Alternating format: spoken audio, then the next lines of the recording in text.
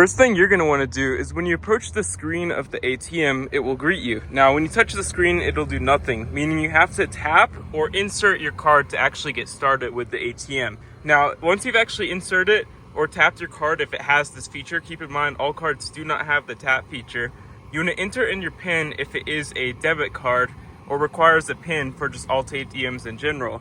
Once your card is in, you'll actually have the option on screen to either deposit, withdraw, or do any other options on the screen right here. Now, if you want to deposit a check, you'll want to click on the deposit option, and you actually just want to slide your cash or check deposit in this slot right here. It'll pop open. And once you do that, you type in the amount, whatever amount you're actually depositing, whether it be $50, $100 on the screen, and you click on deposit, and it'll take a second to deposit, and the money will be in your account.